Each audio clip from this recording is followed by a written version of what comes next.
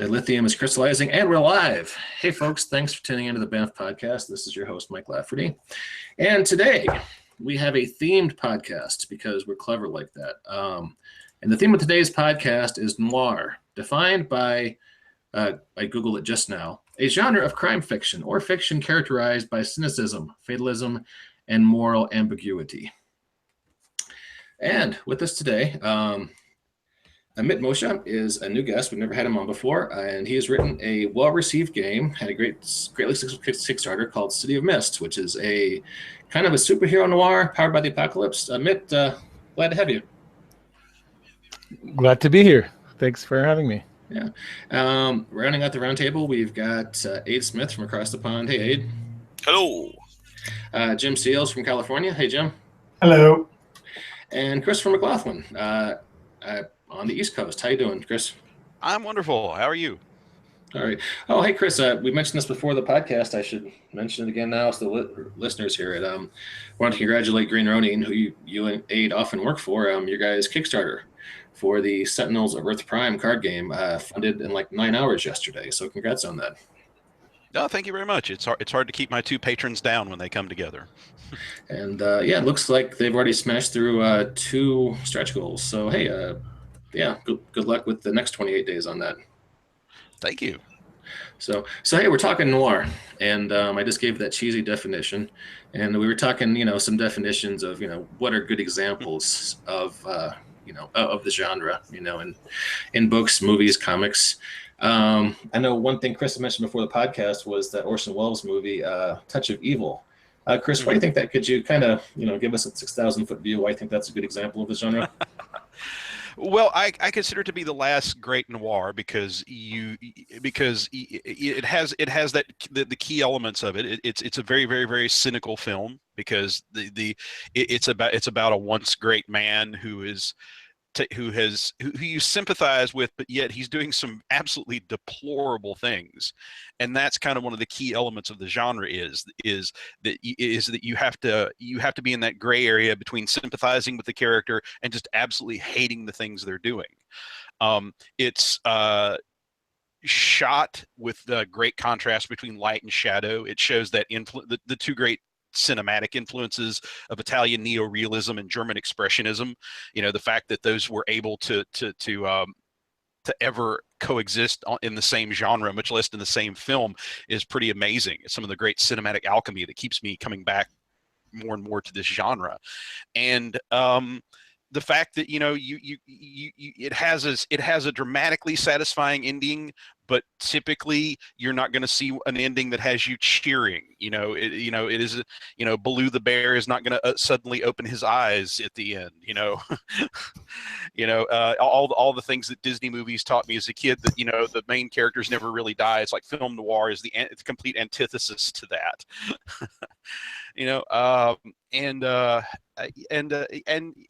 It's never just a flesh woman in film noir.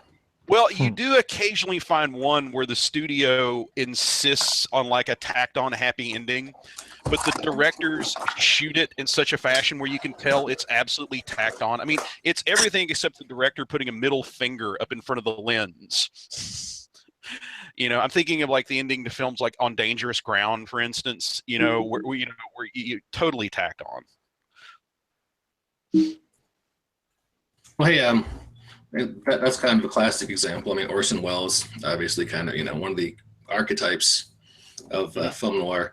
Amit, before the podcast, you had mentioned a couple of good examples of maybe modern day examples of the genre, and you were going towards some of the Marvel television, like Jessica Jones and Daredevil. Could you kind of dig into that a little bit? Yeah, I think they kind of brought it, made it a little bit more modern in these shows. Film noir always evokes these 20s, 30s scenes, and then you have the neo-noir starting in the 80s. And I think Marvel did a good job bringing the genre to modern day, especially with Jessica Jones. That's a real kind of she's a kind of an anti-hero to start with, and yeah, sure, it does go a little bit Baloo, and good characters, or the characters kind of surviving or not surviving at certain points, but yeah, they're I think they did a good job there. I think the feel is right. You know, it's dark. It's there's definitely this whole gray morality. Who's doing the right deed here? We're not sure. You save someone, and then they, you know, basically it bites you in the ass. So I think they did a very good job there. Yeah, it's the end of episode 1 or episode 2 where she's found the girl Kilgrave got. She's reunited her, with her parents. They're getting to the elevator to go back to Nebraska, and just as the elevator door closes, you see the girl pull out the gun. Yeah, that's pretty dramatic there. And I think also in other shows, even in Daredevil, I mean, there's this whole investigation. They're trying to find, you know, the dirt. Well, not the dirt, but they're trying to find the facts that are constantly being hidden. So these themes of corruption and, you know, with detective work, very much, you know, beating the pavement and searching for those clues, I think are very, very much, you know, they touch on the noir style. Yeah, I would say you've got a strong streak of fatalism in Daredevil too, just because nothing ever seems to go right for him. I mean, you could talk about the comics even more so, but even in his the TV series, he almost gets together with the girl, and then everything goes to shit. His little girlfriend comes back, and well, she's a crazy assassin, so that's not going to work out. And then, Yeah, that's just the Daredevil luck. Yeah, yeah.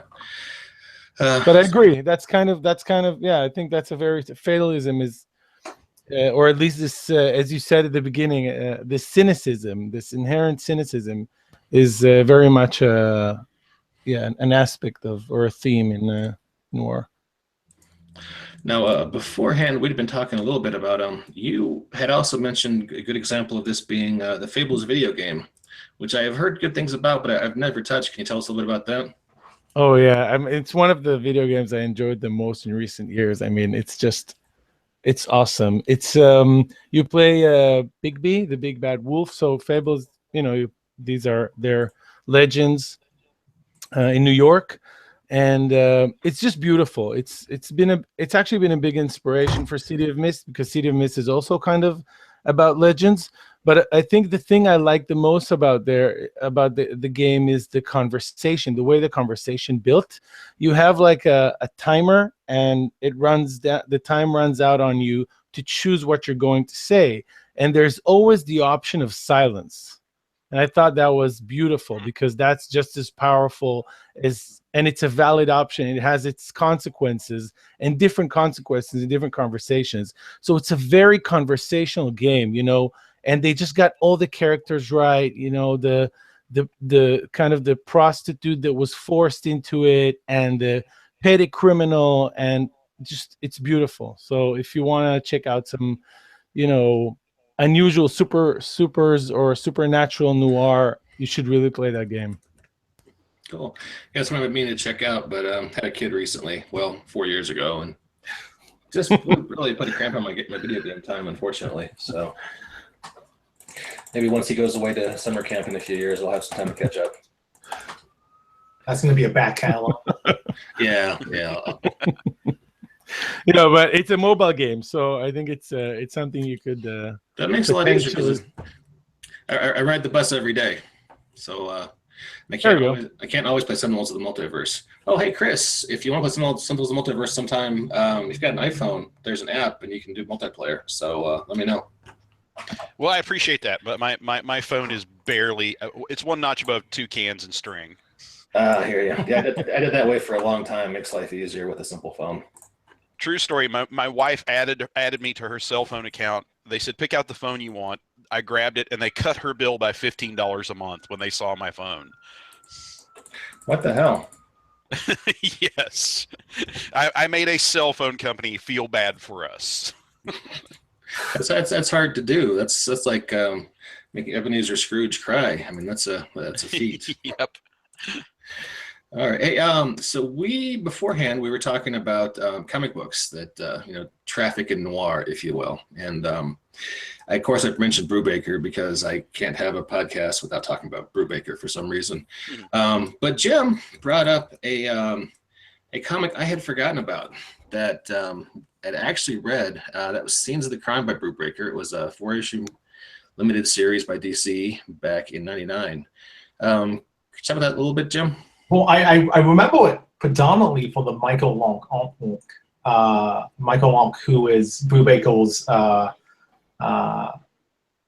regular artist they use when he's not using Sean Phillips. Lonk is constantly there. He was on Gotham Central when they were writing that crime comic, and it was just sort of a Gold shows up dead in a sort of apartment kind of setting, and the artwork is always evocative. And I think visuals are key to telling a noir story,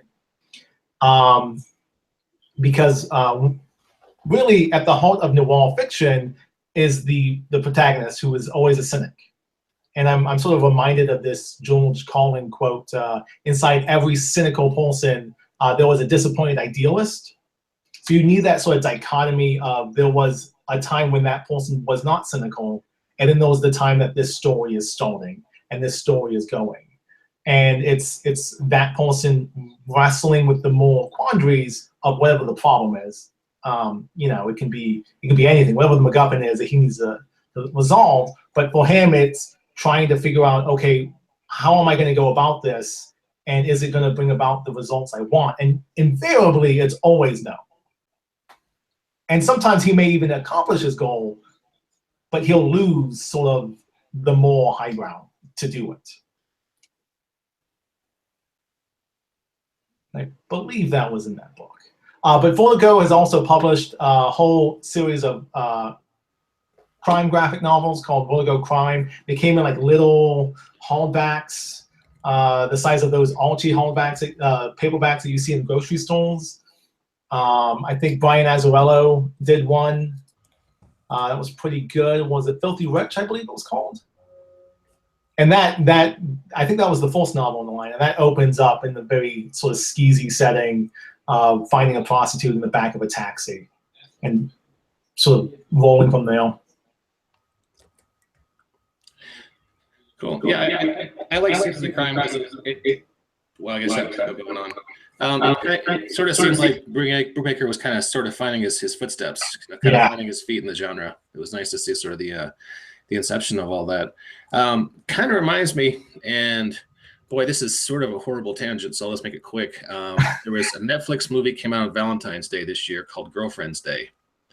Had Bob Odenkirk, who's Saul Goodman from Better Call Saul and Breaking Bad. And it's the strangest little movie. I don't know if it would be made anywhere but on Netflix.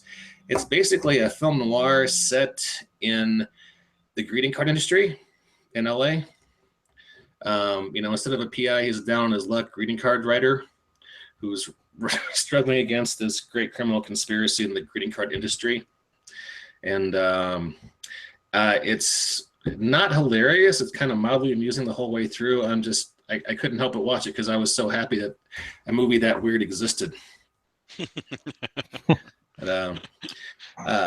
Anyway, Aid, you've been awfully quiet this whole time. Anything about the genre you'd like to point out, or particular examples you want to talk about? First of all, let me just say, City of Mists looks absolutely gorgeous. I just want to say that now because I've haven't had a chance to play it. I've only had a chance to read through it, but it is absolutely stunning book. Absolutely love it. Thank you. I was just thinking when you were talking about noir, does the Fargo TV series, does that fit into noir? Is that kind of thing, or is that something like another genre? 'Cause it just seems to be the more that like the main character just makes his life worse and worse for himself, no matter how hard he tries to get himself out of crappier situations. Well, I would argue that it was, but we have an actual English professor on the call, so maybe we should. Okay, go, Professor, go. I lost you for a second. What property are we discussing? I got the last part of your question, but what property are we talking about? The Fargo TV series.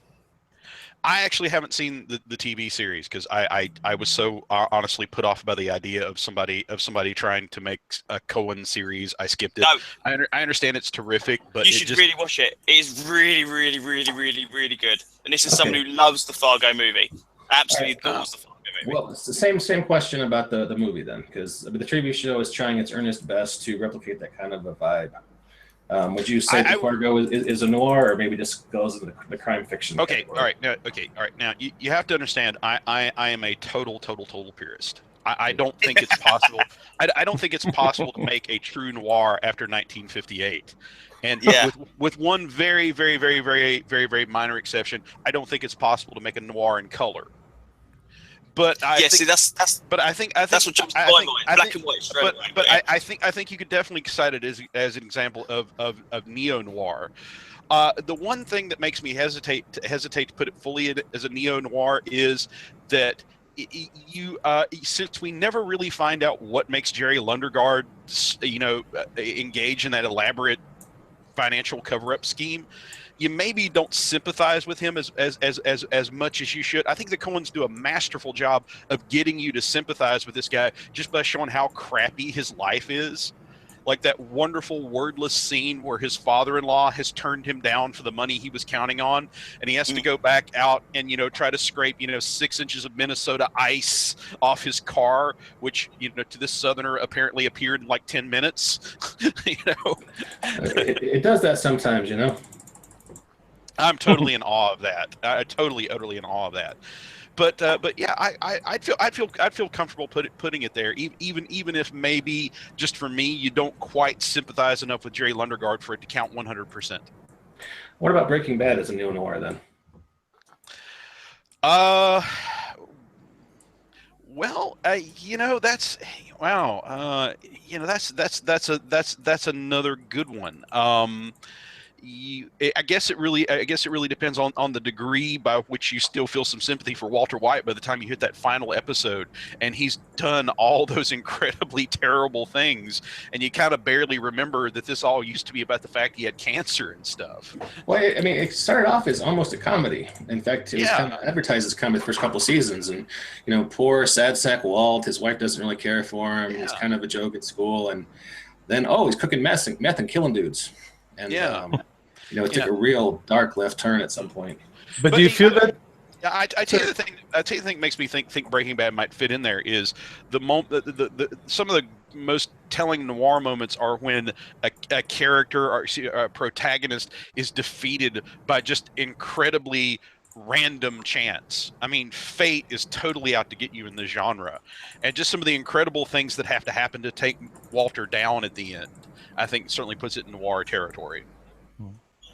Do you feel that the noir has to include mystery in it, even if it's not supernatural mystery, just some kind of a question, like an investigation, or it's not? What do you think? I think you have to have a crime of some kind. I was watching. Gosh, where is it on my shelf here? Make sure I get the title right. I was watching Clash by Night with Barbara Stanwyck, Paul Douglas, Robert Ryan, and a very, very early part from Marilyn Monroe. And I think, even the guy doing the audio commentary questions about, is this totally noir? Because the only real crime that you get in there for most of the film is adultery. And that's kind of dodgy as far as your typical noir crime. But the whole film kind of hangs on more of a question of motivation more than mystery. So I think maybe you don't always have to have a mystery in terms of who did it or how they did it, but I think you can hang noir on the mystery of why is a character doing this? What will a character do?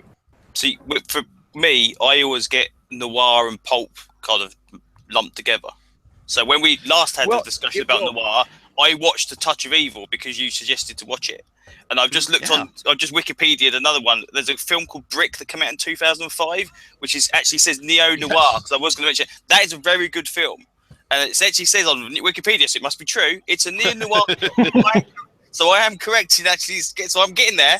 I'm getting my genres, I'm getting down there. But yeah, my noir radar just slowly drifts into pulp and then back again, so... Yeah, I saw Brick after I saw his follow-up film Loophole. It's in color, and that's that was my criticism.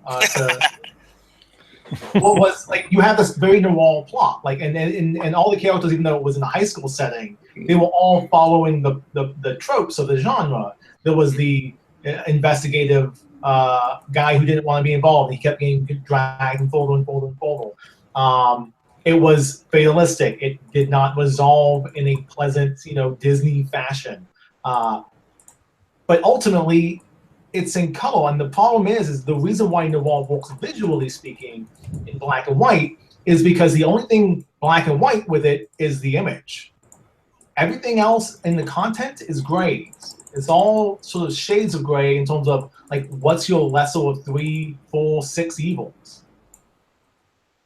and then having characters go about struggling with those more consequences. So, do we think Sin City works as an example of noir, or is it borderline? Well, it's black and white. Well, no, it isn't, because it has one more color, so it's not noir anymore. Oh, that's right? true. Yeah, it has got a bit of red in it as well. That's very true. Yeah, That sequel was called That Yellow Bastard, and he was yellow. So, It's gone. That's it. would anyone argue or debate that maybe Miller crosses the line into parody at some point in Sin City? What are we talking about? The movie? We're talking about the actual comic books. I'll take either one. Because the comic books, I really did enjoy the comic books. I thought they were really, really good. And I remember when they first came out, and it was something completely different because it was that really heavy, blocky black and white style that was not something I'd seen anywhere else. And I've only picked, I didn't get the issues as they came out. I kind of picked up trades as they come through. And yeah, I think obviously he's playing on tropes rather than, and kind of like almost stereotypes of characters in there. If it's like, hey, we go have this guy, we go have that guy, but then you start putting ninjas and stuff in it, then you start going off the rails slightly from the original noir lot. So yeah, but the movie itself, it's all right, it's okay. It looked like the books, and if he was that's what he was aiming for, he did a good job there. But apart from that, it's all right.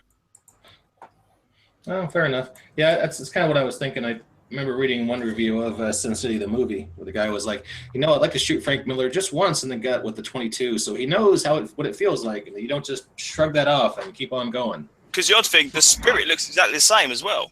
Yeah. The spirit is virtually exactly the same, kind of that kind of heavy, saturated color, black and white, and all this kind of stuff. And again, that's a noir character, and that's would that be a pulpy character or noir? I don't know, but I would say the spirit is kind of in that kind of ballpark. So maybe black and white is the key. Mm-hmm.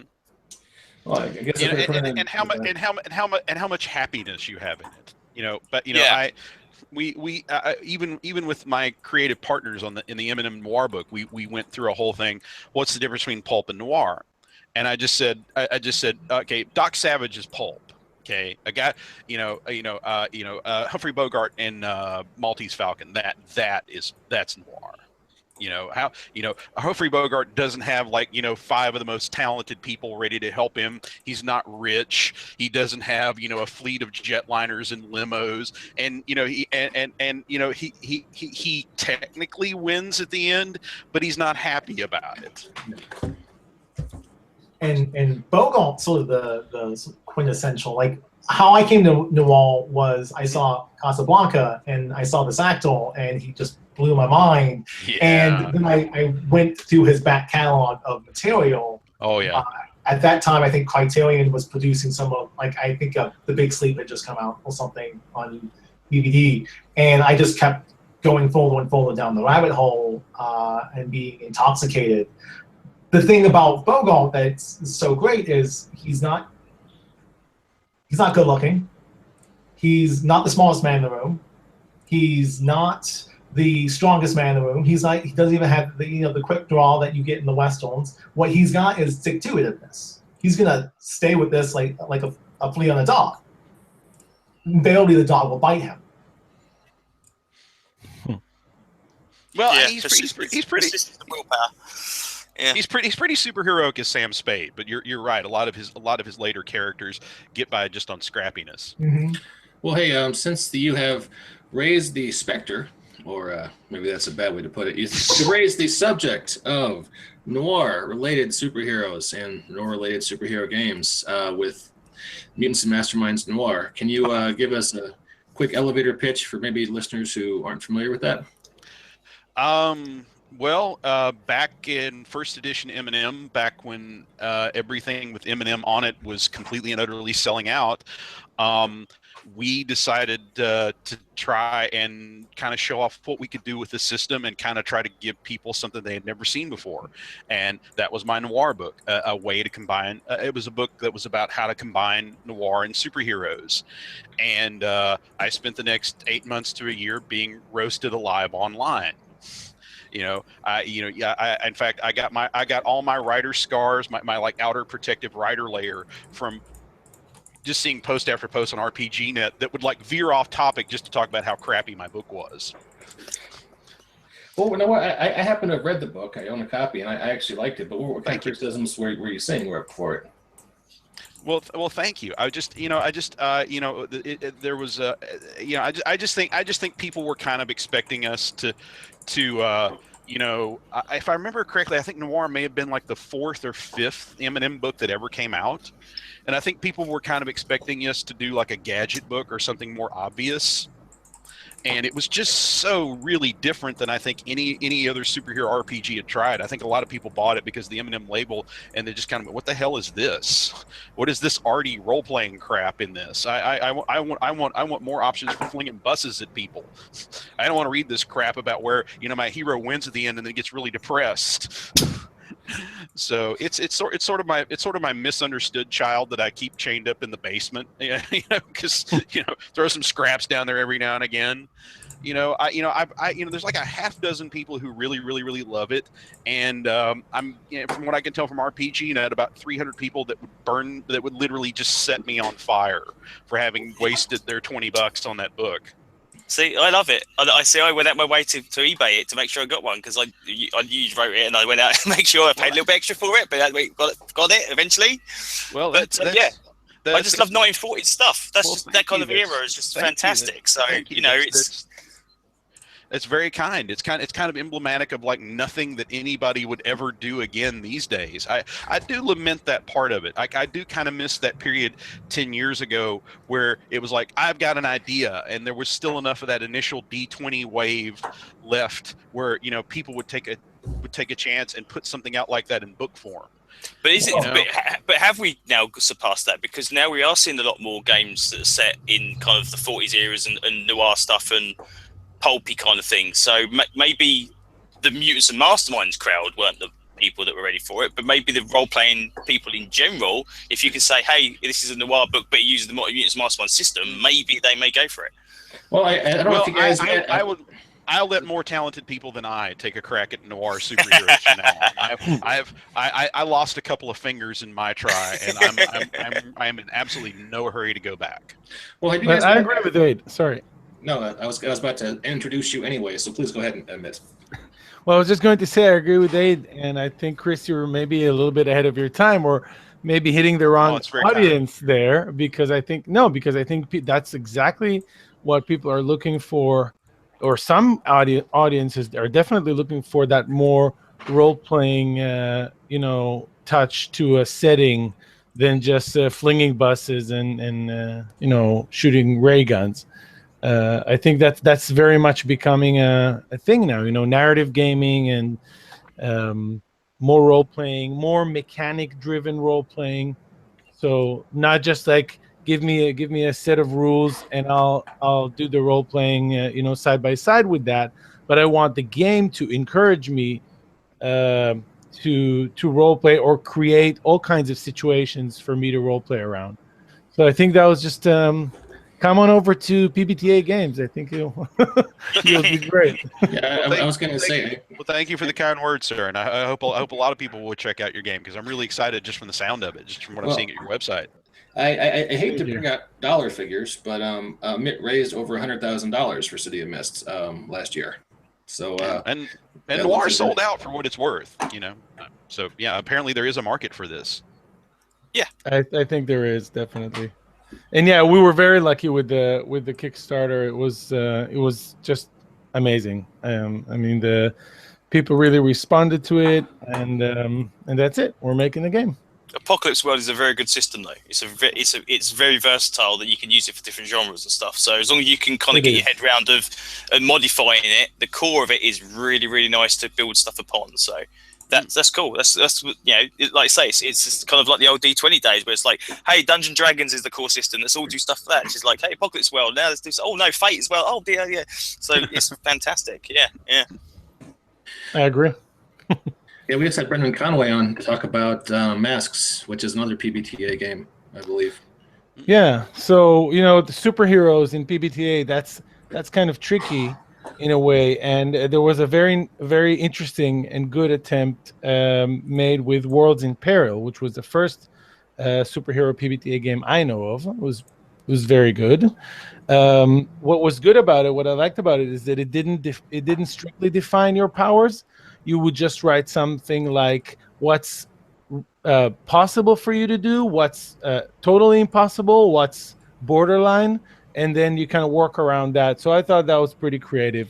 Masks goes a totally different way. I think Masks is ingenious for its social aspects, like your attributes are actually your social positions, as the savior, as the outcast, as the beast. I don't exactly remember it. Like teenage superhero social positions, and other people can change them for you by telling you you're not that or you are that. I think that's just ingenious. Oh yeah. But and correct me here if I'm wrong, because I only saw Masks like their quick start rule set, but I saw that there was like the superpowers themselves were based on set moves that you could choose, and I always find that is that the way each playbook has kind of got a set of moves, but the moves have kind of loosely defined powers. So if you want to play a guy that's like Cyclops, then your whatever move is an optic blast. If you want to play somebody different like Human Torch, then that same move is now a fire blast or something else. So it's not they're not totally. There is some leeway there, but the playbooks have their own moves. Yeah. Right. So I thought that was perfect for that type of game, because I think they really didn't want to take any focus from that amazing social mechanic that I just love that. I was trying to create something totally the opposite directions, something that was completely text-based, almost completely text-based. I mean, there are no attributes in City of Mist. All you have is the tags describing your character, and when you roll any kind of move, you just count the number of tags that are relevant for your action, and you add it to your roll. So it's like people say it's a combination of PBTA and Fate. In actuality, it's the combination of PBTA and another system called Lady Blackbird. I don't know if you guys played it. It's pretty ingenious. Also a tag-based system. So the concept was to allow people to create any kind of power they want without getting into the crunchy, descriptive systems like Hero System, Mutants Masterminds, which are their own fun, but they're not PBTA. So fair enough. Have you not? The Kickstarter was a big success last year. Have you delivered yet, or are you still in the process of delivering?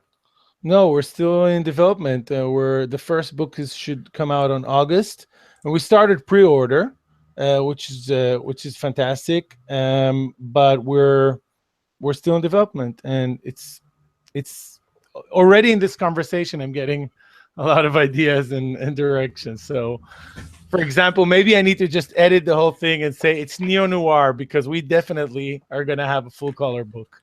So yeah, you can't. The artwork's too sorry, good guys. It's neo-noir. Yeah, it's beautiful. No, I could advise releasing a black and white noir book. That's another thing you'll get roasted for. Ask me how I know that. Well, no, you just make it the collector's edition, right? And you charge extra $20 for it. You're paying more for less. Yeah, there's a businessman. 20+. Yeah. You're a deeply cynical man, Jim Seals. Yep. Well, if listeners want to check out City of Mists, if you go to RPG Now or Drive Through, do a search on the phrase City of Mists or Amit Moshe. He's got quick start rules, starter set rule book up for free. You've got a playbook, starter set extras, and a couple of let's see, I see two. Are these adventures? City of Mist, first case V for going. Can you tell us about those?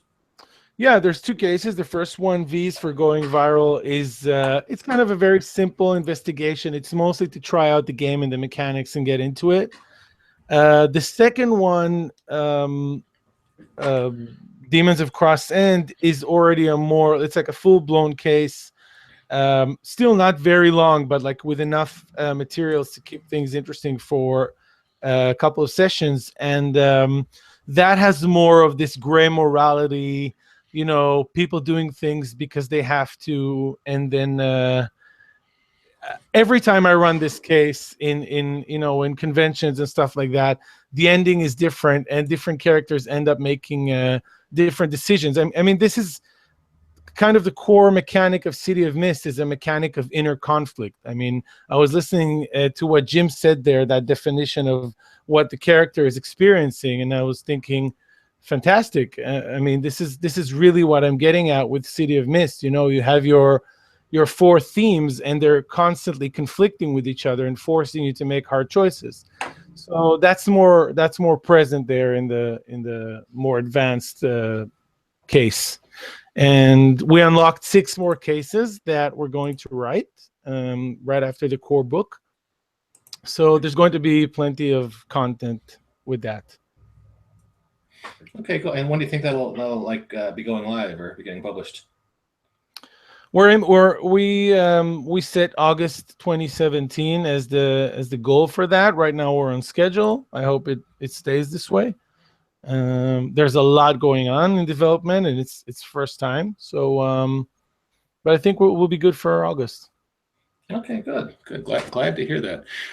Could we ever talk you into coming back and running a play test, or is that really too involved to do over a podcast? No, I think we could definitely do a play test. Yeah, I would be delighted. How long would that take? A couple hours? 1, 2, 3? How long do you think? I think a good fun case with kind of a little bit of drama at the end could probably take 3 hours. Okay, all right. That might be hard to schedule, but I'll see what we can set up. That sounds like it'll be a lot of fun. Yeah, I'd be totally up for it. Cool. So if we're talking about superheroes and noir, do we want? I'm back. Oh, hey, how you doing, Chris? Sorry, I completely lost my internet connection for a sec. No worries. Well, let me ask you: is Dark Knight Returns more of a pulp or more of a noir, or some unholy amalgam of the two?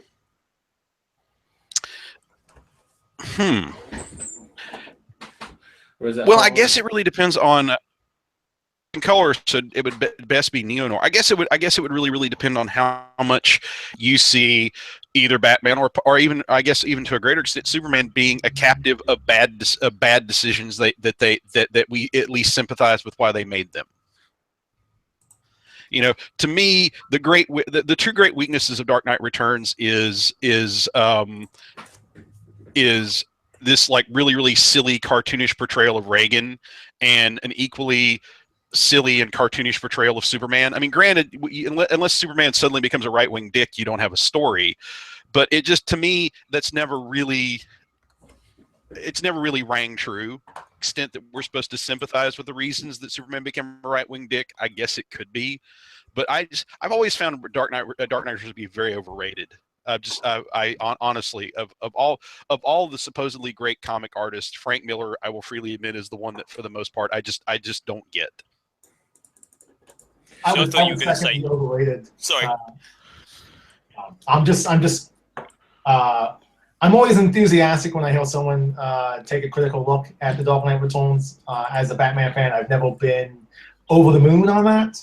I think probably a better noir story for Batman would maybe be Son of the Demon. Oh, yeah. That's got a lot of elements. Reagan's in it too, but he's only on one page, and there was a lot of more ambiguity as to what it is that Batman is coming to terms and teaming up with a terrorist to solve the day, to save the problem. And it doesn't end on a happy note. So yes. See, as someone who likes the original Dark Knight Returns and likes that style, Miller's, that's probably one of my favourite Miller artwork. I was going to thought you were going to say the sequels was what the problem was with Dark Knight Returns, because Dark Knight 2 and Dark Knight 3 are definitely not as good in any way or form. Dark Knight 3 seems to just be kind of just limping along at the moment, and kind of like, well, come out when it comes out, and there's a thing going on somewhere. So yeah. Well, you've kind of lost 90% lost me just to mention the word sequel in any context, and I think that's a good example of why they're 90% of the time they're just worthless. They just shouldn't attempt a sequel to anything. Yeah, my wife doesn't go. I have a sequels rule where I won't, except for very specific franchises that kind of have a shroud of nostalgia about them. I just can't do sequels. And she doesn't.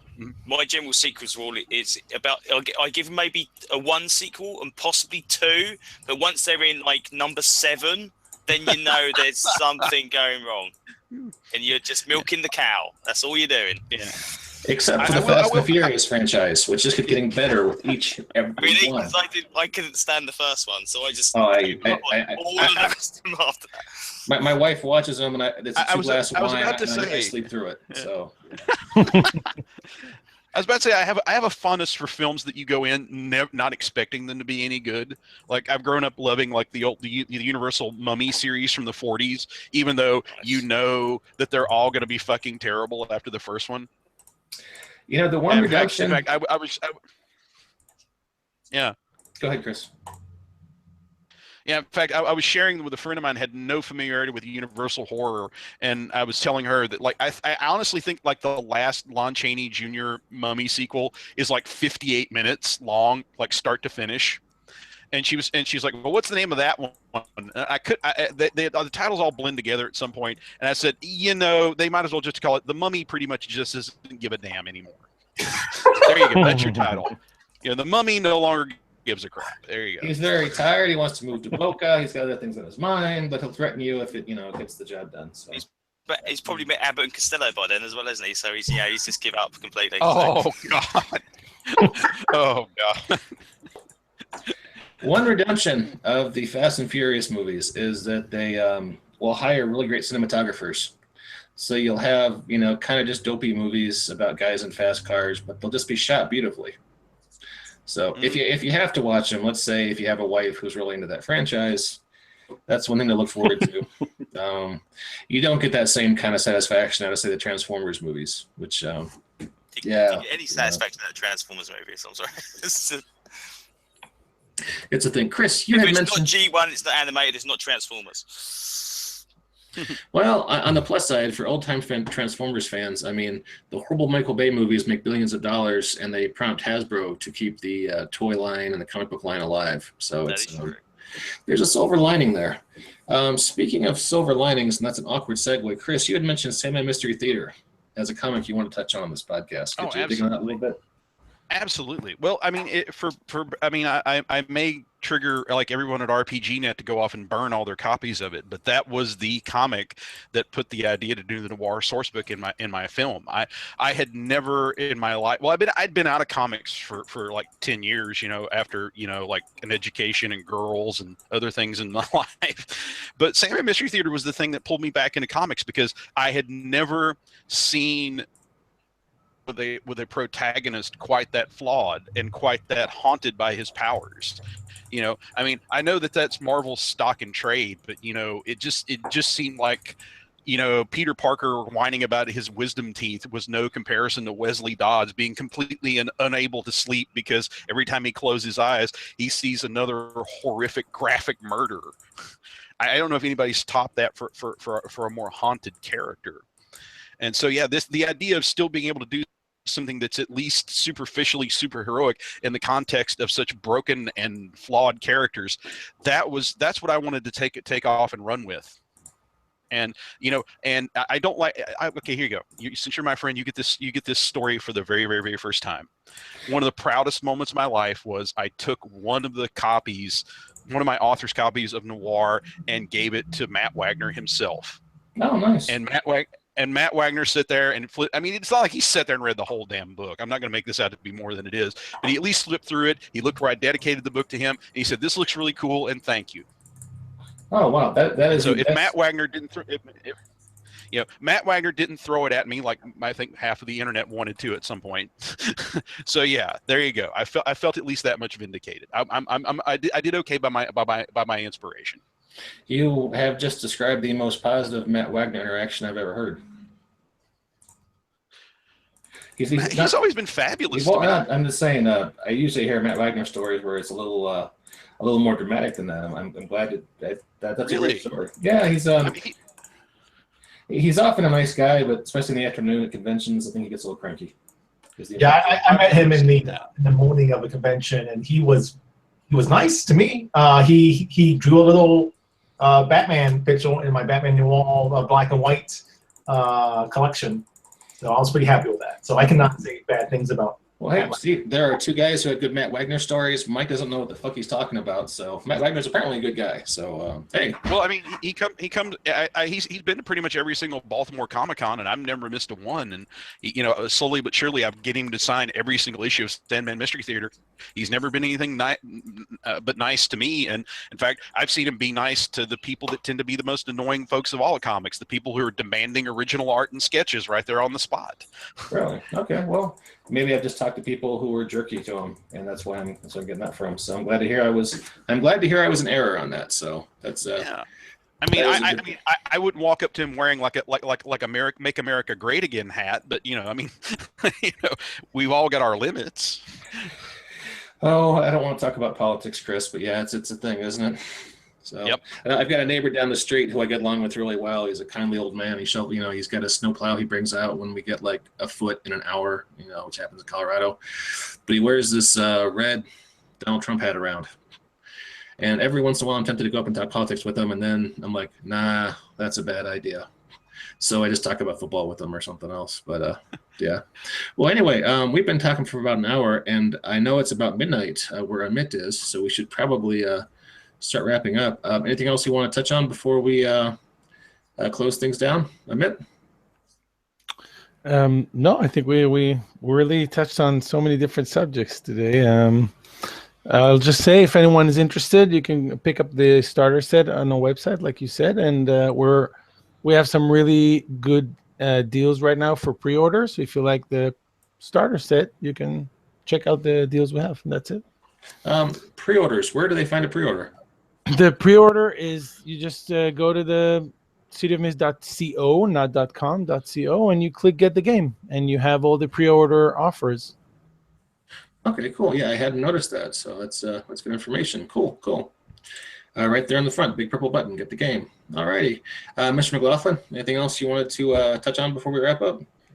I just wanted to wish best of luck and Godspeed to the newcomer, and apparently it looks like the best noir superheroes game ever. So Godspeed to you, sir, on your game. Hey, thanks. That's a lot. Thank you very much. And if you go to the cityofmist.co website, be aware there is some music on some of the pages. So if you're browsing at work, be careful. I'm so glad you told me that. I'm due back in class tomorrow. I think you just saved me a lot of embarrassment. So, Abe, anything else you want to touch on? No, all good, I think. All right, really cool. Mr. Seals? No, I'm good. All right, cool. Well, hey, thanks for everybody for joining us. And check out City of Mist. And if you can find a copy of Noir for First Night Mutants and Masterminds, I think it's really a great book. And you can get it for like $10 right now on Amazon. So you should check it out. And thanks, everybody. We'll catch you next time on the BAMF Podcast.